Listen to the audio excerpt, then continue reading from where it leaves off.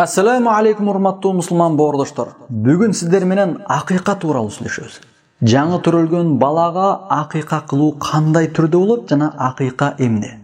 Акыйка бул Аллах Таалага шүгүр кылуу максатында жаңы төрөлгөн баланын атынан жандык союу акыйка деп аталат. Акыйка кылуунун пайдасы жаңы төрөлгөн балага да жана анын ата-энесине да тиет. Акыйка кылынуу менен бала көптөгөн зыяндардан арылып, шайтандын азгырыктарынан амандыкта болот.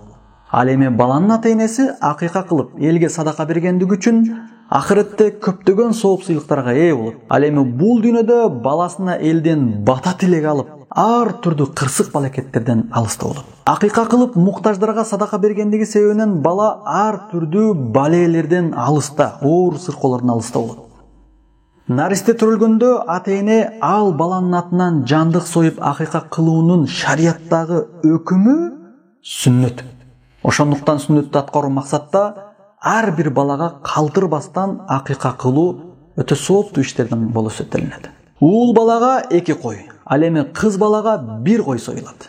2 кой союуга мүмкүнчүлүгү жетпей калса, анда уул бала үчүн деле 1 кой союп койсо жетиштүү болот. Эң башкысы максат кылынган акыйка кылуу ибадат амалы аткарылды. Аллахтын элчиси Мухаммад саллаллаху алейхи ва саллям айткан: "Kullu gulamin murtahanun bi'aqiqatihi tuzbah anhu yawma sabi'i wa yuhlaqu ra'suhu wa yusamma." Бала өз акыйкасына байланган. Аны бошотуу үчүн 7-нчи күнү анын атынан жандык союлуп акыйка кылынат. Жана ага ат коюлат 7-нчи күнү. Жана чач алынат. Муснад Ахмад Ан-Насаи. Айша радиаллаху анха риваят кылып айтат: "Амарана Расулуллахи ан нуиққа анил жарията ша'тан ва анил гулами ша'тайн." Аллахтын элчиси саллаллаху алейхи ва саллям уул бала үчүн 2 кой, кыз бала үчүн 1 кой союп акыйка кылууга бизди буйруду дейт Айша радиаллаху анха. Ибн Мажа. Эгерде бала төрөлгөн кезде ага акыйка кылынбай калып кеткен болсо, анда ал бала чоңойгондо өзүнүн атынан өзү акыйка кылса да жакшы болот. Анас ибн Малик радиаллаху анху риваят кылып айтат: "Акка ан нафсихи ба'дама бу'иса набiyya." Пайгамбарыбыз Мухаммад саллаллаху алейхи ва саллямга пайгамбарлык берилгенден кийин өзүнүн атынан пайгамбарыбыз өзү акыйка кылган дейт. Ас-силсилат ас-сахиха. Хасан аль-Басри рахимахуллах айтат: "Иза лам ю'аққа анка фa'аққа ан нафсик." Эгерде сага акыйка кылынбаган болсо мурда, анда сен өзүңдүн атыңан өзүң акыйка кыл дейт улуу алым.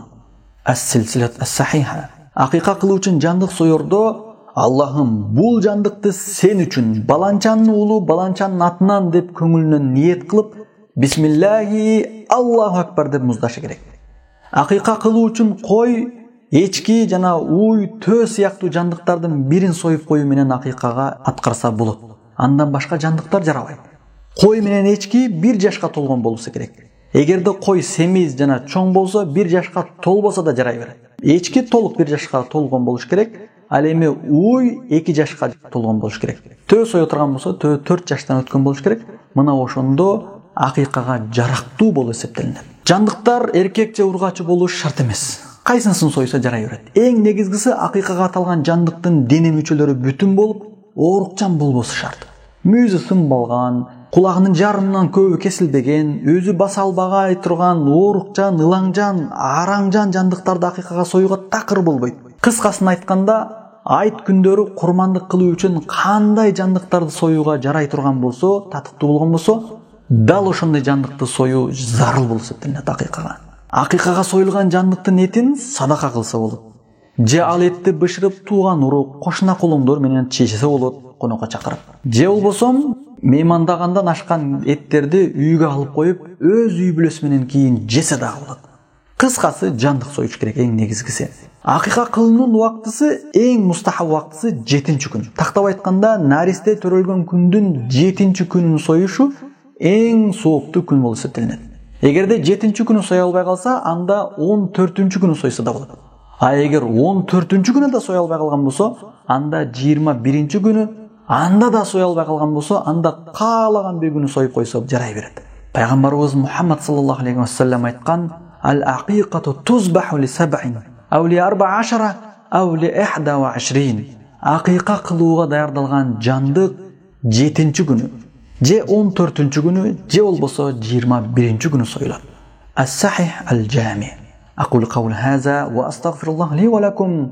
السلام عليكم ورحمة الله وبركاته.